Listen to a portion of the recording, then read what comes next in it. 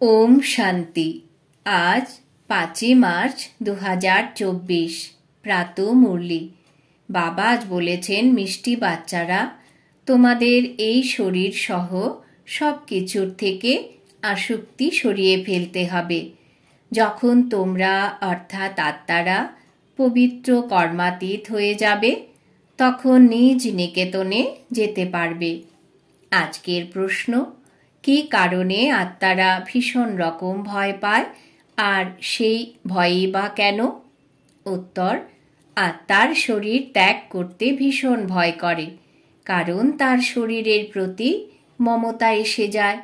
যদি কেউ অতীব দুঃখের কারণে শরীর ত্যাগ করতে চায়, তাও তার পাপ কর্মের শাস্তি ভোগ তো করতেই হবে।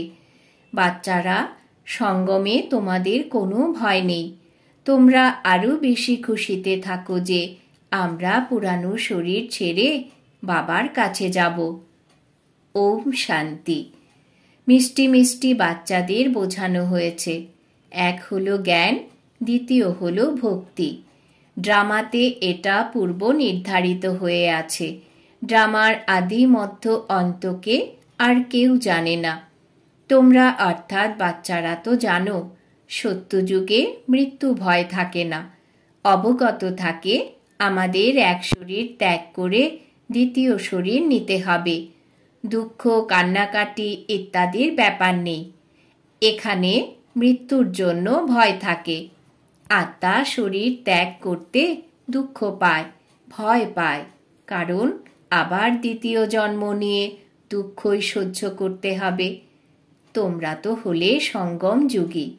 বাচ্চারা, তোমাদের বাবা বুঝিয়েছেন, এখন ফিরে যেতে হবে। কোথায়? গৃহে। সেটা হলো ভগবানের গৃহ। এটা কোনো গৃহ নয়। যেখানে ভগবান আর তোমরা এই বাচ্চারূপী আত্মারা থাকো, তাকেই গৃহ বলা হয়। সেখানে এই শরীর থাকে না।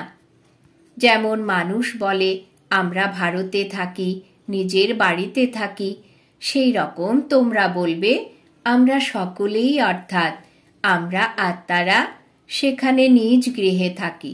সেটা হলো আত্মাদের গৃহ, আর এটা হলো জীব আত্মাদের গৃহ। ওটাকে বলা হয় মুক্তিধাম। মানুষ সেখানে যাওয়ার জন্য তো পুরুষার্থ করে, যাতে আমরা গিয়ে ভগবানের সাথে মিলিত হতে পারি।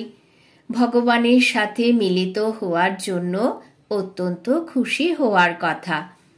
এই যে আত্মার শরীর আছে, এতে আত্মার ভীষণ মোহ এসে গেছে। সেই জন্য সামান্য অসুখ বিসুখ করলেই ভয় করে এই শরীর যেন না ছেড়ে যায়। অজ্ঞানকালেও ভয় থাকে। এই সময় অর্থাৎ কিনা সঙ্গম যুগে তোমরা জানো, এখন ঘরে ফিরে যেতে হবে বাবার কাছে। ভয়ের ব্যাপার নেই।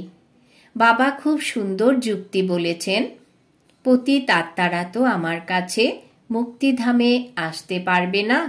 ওটা হলোই পবিত্র আত্মাদের গৃহ। এটা হলো মানুষের গৃহ। এখানে শরীর তৈরি হয় পঞ্চতত্ত্বের দ্বারা। তাই পঞ্চতত্ত্ব এখানে থাকার জন্য আকর্ষণ করতে থাকে। আকাশ, জল, বায়ু। ওখানে অর্থাৎ মূল বতনে এই তত্ত্ব নেই। এসব হলো বিচার সাগর মন্থন করার যুক্তি। আত্মা এই প্রপার্টি নিয়ে এসেছে। সেই জন্য শরীরের প্রতি মমতা এসে গেছে। তা না হলে তো আমরা আত্মারা হলাম ওখানে থাকারই। এখন আবার পুরুষার্থ করে ওখানে যাওয়ার জন্য। যখন তোমরা পবিত্র আত্মা হয়ে যাও, তখন আবার তোমাদের সুখ প্রাপ্ত হয়। দুঃখের কোনো ব্যাপারই নেই। এই সময় হলোই দুঃখধাম। তাই এই 5 তত্ত্ব আকর্ষণ করতে থাকে ওপর থেকে নিচে এসে পার্ট প্লে করার জন্য। প্রকৃতির আধার তো অবশ্যই নিতে হবে, না হলে তো খেলা চলবে না। এই খেলা দুঃখ আর সুখের তৈরি। যখন তোমরা সুখে থাকো, তখন এই পঞ্চতত্ত্বের তৈরি শরীরের ওপরে কোনো আসক্তি থাকে না। ওখানে তো পবিত্র থাকো। শরীরের প্রতি এত মমতা থাকে না। এই পঞ্চতত্ত্বের আসক্তিও ছেড়ে দেয়। আমরা পবিত্র হই। সেখানে আবার শরীরও যোগ বলের দ্বারা তৈরি হয়। সেই কারণে মায়া আকর্ষণ করে না। আমাদের সেই শরীর যোগ বলের দ্বারা নির্মিত বলে দুঃখ হয় না। কিরকম ওয়ান্ডারফুল ড্রামা তৈরি হয়ে রয়েছে, এটাও অনেক সূক্ষ্মভাবে বোঝার ব্যাপার। যে খুব বুদ্ধিমান আর সার্ভিসে তৎপর থাকে সেই ভালোভাবে বুঝতে পারে। বাবা বলেছেন, ধন দান করলে ধন হ্রাস পায় না। দান করতে থাকলে ধারণাও হবে, নয়তো ধারণা হওয়া মুশকিল। এই রকম মনে করো না যে লিখলে ধারণা হয়ে যাবে। তবে হ্যাঁ, কারুর কল্যাণের জন্য লিখে পয়েন্টস পাঠিয়ে দিলে সেটা আলাদা ব্যাপার। নিজের তো কাজে আসে না, কেউ আবার কাগজে লিখে ফালতু মনে করে ফেলে দেয়। এটাও মনে মনে বুঝতে হবে, আমি যে লিখছি সেটা আবার কাজে আসবে। লিখে ফেলে দিলে তাতে কি লাভ? এটাও আত্মা যেন নিজেকে ঠকায়। এটা তো ধারণা করার জিনিস। সামান্য কিছুও মনে রাখতে না পারলে বাবা লিখে রাখতেন। বাবা তো রোজই বোঝাতে থাকেন, সর্বপ্রথম তোমাদের বাবার সাথে কানেকশন হয়। বাবাকে স্মরণ করলেই তোমাদের আত্মা পবিত্র হয়ে যাবে। আবার ওখানেও তোমরা পবিত্র থাকো। আত্মা আর শরীর দুটোই পবিত্র থাকে। আবার সেই শক্তি নিঃশেষ হয়ে গেলে পঞ্চতত্ত্বের শক্তি আত্মাকে আকর্ষণ করে। আত্মার গৃহে ফিরে যাওয়ার জন্য শরীরকে ছেড়ে দিতে মন চায়। তোমরা পবিত্র হয়ে শরীর ওই রকমভাবে সহজেই ত্যাগ করবে যেমন মাখন থেকে একটা চুলকে টেনে বের করা যায়। বাচ্চারা, তোমাদের সমস্ত জিনিসের প্রতি, এমনকি নিজের শরীরের প্রতিও আসক্তি ত্যাগ করতে হবে। আমরা আত্মারা বিনা শরীরেই এসেছিলাম। আমরা পিওর ছিলাম। এই দুনিয়ার সাথে মমত্ব ছিল না। ওখানে শরীর ত্যাগ করলে কেউ কাঁদে না, কোনো কষ্ট বা অসুখ নেই। শরীরের প্রতি আসক্তি নেই। যেরকম আত্মা পার্ট প্লে করে, এক শরীর বৃদ্ধ হলে তখন আবার দ্বিতীয় শরীর ধারণ করে নিজের পার্ট প্লে করার জন্য। ওখানে তো রাবণ রাজ্যই নেই। তবে এই সময় বাবার কাছে যেতে হৃদয় চায়। বাবা বলেন, আমাকে স্মরণ করো, এতে জ্ঞান তোমাদের বুদ্ধিতে আছে। এই জ্ঞান তোমাদের বুদ্ধিতে আছে। বাবা বলেন, পবিত্র হয়ে আমার কাছে আসতে হবে।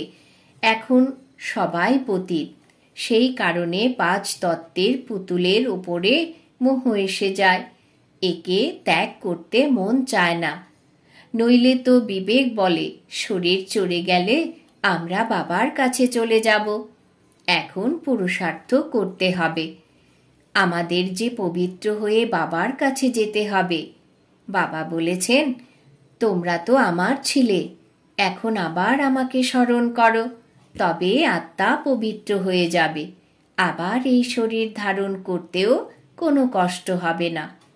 এখন শরীরের প্রতি মোহ আছে, তাই ডাক্তার ইত্যাদিদের ডাকা হয়। তোমাদের তো খুশিতে থাকা চাই যে আমরা বাবার কাছে যাচ্ছি। এই শরীরের সাথে এখন আমাদের সংযোগ নেই। এখানে আমরা শরীর পেয়েছি পার্ট প্লে করার জন্য। ওখানে আত্মা আর শরীর দুটোই স্বাস্থ্যকর হয়। দুঃখের লেশ মাত্র থাকে না। তবে বাচ্চাদের অনেক পুরুষার্থ করার প্রয়োজন। এ সময় আমরা যখন বাবার কাছে যাই, তবে আমরা এই শরীর পরিত্যাগ করেই যাই না কেন? তবে যতক্ষণ না যোগ করে পবিত্র হব, কর্মাতীত অবস্থা না হবে, তো যেতেও পারবে না। এই ভাবনা অজ্ঞানী মানুষের আসবে না। তোমাদের অর্থাৎ বাচ্চাদের আসবে। এখন আমাদের যেতে হবে। পূর্বে তো আত্মার মধ্যে শক্তি থাকে, খুশি থাকে, কখনো ভীতি থাকে না। এখানে দুঃখ আছে, সেই জন্য মানুষ ভক্তি ইত্যাদি করে, কিন্তু ফিরে যাওয়ার পথ চেনে না। যাওয়ার পথ তো এক বাবাই বলেন, আমরা বাবার কাছে যাব, এর জন্য খুশিতে থাকি। বাবা বোঝান, এখানে তোমাদের শরীরে মোহ আছে, এই মোহ বের করে দাও। এটা তো পঞ্চতত্ত্বের দ্বারা নির্মিত শরীর, এসব হলো মায়া। এই চোখের দ্বারা আত্মা যা কিছু দেখে সবই মায়া আর মায়া। এখানে প্রতিটি জিনিসে দুঃখ আছে, কত খারাপ। স্বর্গে তো শরীরেও ফার্স্ট ক্লাস, মহলও ফার্স্ট ক্লাস পাওয়া যাবে, দুঃখের ব্যাপারই নেই। এই খেলা দৈব নির্ধারিত, এই ভাবনা তোমাদের মধ্যে আসা চাই। বাবা বলেন, তারা যদি কিছু নাও বোঝে, আচ্ছা তবে তাদের বলো, বাবাকে স্মরণ করলে বিকর্ম বিনাশ হয়ে যাবে, স্বর্গে চলে যাবে। আমরা তো হলাম আত্মা, এই শরীর রূপী পুচ্ছ পরবর্তীকালে প্রাপ্ত করেছি, আমরা এতে আটকে পড়ব কেন? বাবা বোঝান, একে রাবণ রাজ্য বলা হয়। রাবণ রাজ্যে দুঃখ আর দুঃখ। সত্যযুগের দুঃখের কোনো ব্যাপার নেই। এখন বাবাকে স্মরণের মাধ্যমে আমরা শক্তি নেই, কারণ দুর্বল হয়ে পড়েছি। দেহ অভিমান সবচেয়ে বেশি কমজোর করে দেয়। তাই বাবা বোঝান, এই ড্রামা পূর্বে নির্ধারিত, এটা থেমে যেতে পারে না। মোক্ষ ইত্যাদির কোনো ব্যাপারই নেই, এটা তো পূর্ব নির্ধারিত ড্রামা। বলা হয়ে থাকে, চিন্তা কেন করো, যা হওয়ার তা তো হবেই, যা পাস্ট হয়ে গেছে সেটা আবার হবেই, চিন্তার কোনো ব্যাপার নেই। সত্যযুগে খারাপ কিছু হয় না, এখানে চিন্তা লেগেই আছে। বাবা বলেন, এটা তো হলো ড্রামা। বাবা তো পথ বলেই দিয়েছেন, এই রকম ভাবে তোমরা আমার কাছে পৌঁছে যাবে। মাখন থেকে চুল বের হয়ে যাবে, শুধুমাত্র তোমরা আমাকে স্মরণ করলে আত্মা পবিত্র হয়ে যাবে। পবিত্র হওয়ার আর কোনো যুক্তি নেই। এখন তোমরা মনে করো আমরা রাবণ রাজ্যে বসে আছি, ওটা হলো ঈশ্বরীয় রাজ্য। এই খেলা ঈশ্বরীয় রাজ্য আর রাবণ রাজ্যের। ঈশ্বর কিভাবে এসে স্থাপনা করেন এটা কারুর জানা নেই। বাবাকেই জ্ঞানের সাগর বলা হয়, তিনি এসেই সমস্ত কিছু বোধগম্য করান। এখন তোমরা সমস্ত জ্ঞান বুঝছো, পরে এই সমস্ত জ্ঞান ভুলে যাবে। যে পড়াশোনার দ্বারা আমরা এই পদ প্রাপ্ত করি, এ সবই ভুলে যায়। স্বর্গে গেল আর এই নলেজ গুপ্ত হয়ে যায়। ভগবান দ্বিমুকুটধারী কিভাবে বানিয়েছেন, তারাই সে কথা জানে না। তারাই যদি না জানে তো শাস্ত্র ইত্যাদি যারা পড়ে তারা আর কি জানবে? এমনকি এই নলেজ তাদের স্পর্শও করবে না। তোমরা এখানে এসে শোনো, তাই শীঘ্রই এই জ্ঞান তোমাদের স্পর্শ করে। এসব গুপ্ত। বাবা বাচ্চাদেরকে শোনান। কি দেখতে পাওয়া যাবে? বুঝতে পারা যায় আত্মাকে কি দেখেছ? বুঝতে পারা যায় আত্মা আছে, দিব্য দৃষ্টির দ্বারা দেখা যেতে পারে। বাবা বলেন, দেখলে কি বুঝবে? আত্মা তো হলো ছোট বিন্দু, আত্মারা সংখ্যায় অনেক। 10-20টি আত্মার সাক্ষাৎকারও তোমরা করবে, একটাতে তো কিছু বোঝা যাবে না, বুঝতেই পারবে না। অনেকেরই সাক্ষাৎকার হয়, কি করে বুঝবে আত্মা না পরমাত্মা? এর পার্থক্য বোঝা যায় না। বসে বসে ছোট ছোট আত্মাদের দেখা যায়, এ কি আর বুঝতে পারা যায় আত্মা না পরমাত্মা? এখন তোমরা জানো এত ছোট আত্মাতে কত শক্তি। আত্মা হলো মালিক, এক শরীর ছেড়ে দ্বিতীয় শরীরে প্রবেশ করে ভূমিকা পালন করবে বলে। প্রকৃতি কত বিস্ময়কর। শরীর অসুস্থ হয়ে পড়ে বা কেউ নিঃস্ব হয়ে পড়লে মনে করে এর থেকে তো ভালো শরীর ছেড়ে দেওয়া। আত্মা বের হয়ে গেলে দুঃখ থেকে মুক্তি পাবে, কিন্তু পাপের বোঝা তো মাথার উপরে, সেটা কিভাবে মুক্ত হবে? তোমরা পুরুষার্থ করোই যাতে স্মরণের দ্বারা পাপ বিনাশ হয়ে যায়। রাবণের কারণে অনেক পাপ হয়েছে, যার থেকে মুক্ত হওয়ার পথ বাবা বলে দিচ্ছেন। তিনি বলেন, শুধুমাত্র আমাকে স্মরণ করতে থাকো। স্মরণ করতে করতে শরীর ত্যাগ হয়ে যাবে, তোমাদের পাপ ইত্যাদি সব শেষ হয়ে যাবে। স্মরণ করাটাও মাসির বাড়ি যাওয়ার মতো সহজ ব্যাপার নয়। আমাকে স্মরণ করতে গেলে মায়া তোমাদের খুবই উৎপীড়ন করে, বারে বারে আমাকে ভুলিয়ে দেয়। বাবা তার অনুভবও শোনান। আমি অনেক চেষ্টা করি, তবু মায়া আমার স্মরণে বাধা সৃষ্টি করে। দুজনে অর্থাৎ বাবা আর দাদা একসাথে থাকা সত্ত্বেও, একত্রিত থেকেও বারে বারে তাকে ভুলে যায়। এটা খুব কঠিন। বারংবার এটা সেটা বা অমুকের কথা এসব স্মরণ হয়। তোমরা তো খুব ভালো পুরুষার্থ করছো। কেউ আবার বড় বড় গল্প শোনায়, 10-15 দিন চার্ট লেখে, তারপর ছেড়ে দেয়। এর জন্য খুব সতর্কতা রাখতে হবে। বোঝাই যায়, যখন তোমরা সম্পূর্ণ পবিত্র হয়ে যাবে, কর্মাতীত অবস্থায় পৌঁছবে, তখন তোমরা জিতবে। এটা তো হলো ঈশ্বরীয় লটারি। বাবাকে স্মরণ করা এ হলো স্মরণের যোগসূত্র। এটা বুদ্ধির দ্বারা বুঝে নেওয়ার ব্যাপার। যদিও বা কেউ বলে আমরা বাবাকে স্মরণ করি, কিন্তু বাবা বলেন তাকে কিভাবে স্মরণ করতে হয় তাই জানো না। এক্ষেত্রে পদ প্রাপ্তির ও পার্থক্য এসে যায়। কিভাবে রাজ্য স্থাপন হয়েছে? তোমরা অনেকবার রাজত্ব করেছ, আবার হারিয়েছ।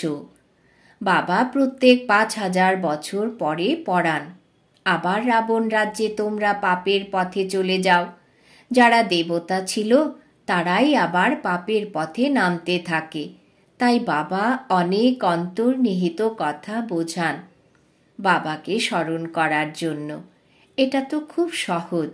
শরীর ত্যাগ করে বাবার কাছে চলে যাবে। আমাকে জানলে তবে যোগ বলের দ্বারা বিকর্ম বিনাশ হবে। সেটা তো শেষের দিকেই হবে, কিন্তু কেউ ফিরে আসে না। যে যা কিছুই করুক না কেন, যথার্থ যোগ তো আমি এসেই শেখাই। আবার অর্ধকল্প যোগ বল চলতে থাকে। সেখানে তো অপরিসীম সুখ ভোগ করো। ভক্তি মার্গে মানুষ কি কি সব করতে থাকে। বাবা যখন এসে জ্ঞান দিতে থাকেন, তখন আবার ভক্তি হয় না। জ্ঞানের আলোকে দিন হয়ে গেছে, এবার কোনোই কষ্ট নেই। ভক্তি হলো রাত, ঠক্কর খাওয়ার। ওখানে তো দুঃখের ব্যাপারই নেই। এই সব কথা যারা এখানকার স্যাপলিং হবে তাদের বুদ্ধিতে বসবে। এটা খুব সূক্ষ্ম ব্যাপার, ওয়ান্ডারফুল জ্ঞান, যেটা কিনা বাবা ব্যতীত আর কেউ বোঝাতে পারে না। বুঝতে পারার মতো খুব কমই আছে। ড্রামাতে এটা পূর্ব নির্ধারিত, তার কোনো কিছুই অন্যথা হয় না। মানুষ তো মনে করে পরমাত্মা কিনা করতে পারে, কিন্তু ভগবান তো আসেনি একবার, এসে তোমাদের স্বর্গের পথ বলে দেন। এখন বাচ্চারা, তোমাদের বুদ্ধি কত বিশাল হয়ে গেছে। এই 2 জন একত্রিত আছেন। ইনি অর্থাৎ ব্রহ্মা কাউকে দেখলে মনে করেন তাকে শান্তির দান দিতে হবে। কাউকে দেখলে বোঝা যায় যে সে আমাদের ঘরানার কিনা। সেবার যোগ্য বাচ্চাদেরও কাজ তাদের নারী দেখা। যদি আমাদের কুলের হয় তবে শান্ত হয়ে যাবে। আচ্ছা, মিষ্টি মিষ্টি হারানিধি বাচ্চাদের প্রতি মাতা পিতা বাপ দাদার স্মরণের স্নেহ সুমন আর সুপ্রভাত। আত্মাদের পিতা তার আত্মারূপী বাচ্চাদেরকে জানাচ্ছেন নমস্কার। আমরা আত্মারূপী বাচ্চারা আমাদের মাতা পিতা বাপ দাদাকে জানাই স্মরণের স্নেহ সুমন, সুপ্রভাত, নমস্কার। ধারণার জন্য মুখ্য সার। 1 নম্বর, পবিত্র হয়ে বাবার সাথে গৃহে যাওয়ার জন্য এই পঞ্চতত্ত্বের পুতুলের প্রতি মোহ রাখতে নেই। শরীর ত্যাগ করার ভীতি সরিয়ে ফেলতে হবে। 2 নম্বর, স্মরণের যাত্রার চার্ট খুব মনোযোগ দিয়ে বাড়াতে থাকতে হবে। যোগ বলের দ্বারা আত্মাকে পবিত্র করে কর্মাতীত হয়ে ঈশ্বরীয় লটারিকে জিতে নিতে হবে। বরদান। বাবা আজ বরদান দিয়েছেন, সিদ্ধিকে স্বীকার করার পরিবর্তে সিদ্ধির প্রত্যক্ষ প্রমাণ দেখানো শক্তিশালী আত্মা ভব। সিদ্ধিকে স্বীকার করার পরিবর্তে সিদ্ধির প্রত্যক্ষ প্রমাণ দেখানো শক্তিশালী আত্মা ভব। ব্যাখ্যা। এখন তোমাদের সকল সিদ্ধির প্রত্যক্ষ রূপ দেখা যাবে। কোনো বিগড়ে যাওয়া কাজও তোমাদের দৃষ্টির দ্বারা, তোমাদের সহযোগের দ্বারা সহজেই সমাধান হবে। কোনো সিদ্ধির রূপে তোমরা এটা বলবে না যে হ্যাঁ এটা হয়ে যাবে, কিন্তু তোমাদের ডাইরেকশন শতই সিদ্ধি প্রাপ্ত করাতে থাকবে। তবেই প্রজা দ্রুত তৈরি হবে। সব দিক থেকে মন বুদ্ধি সরিয়ে নিয়ে তোমাদের কাছে আসবে। এই সিদ্ধির পাঠ এখন চলবে, কিন্তু তার আগে এতটা শক্তিশালী হও যে সিদ্ধিকে স্বীকার করবে না, তবে প্রত্যক্ষতা হবে। স্লোগান। অব্যক্ত স্থিতিতে স্থিত হয়ে বাবার সাথে মিলিত হও, তবে বরদানের ভাণ্ডার খুলে যাবে।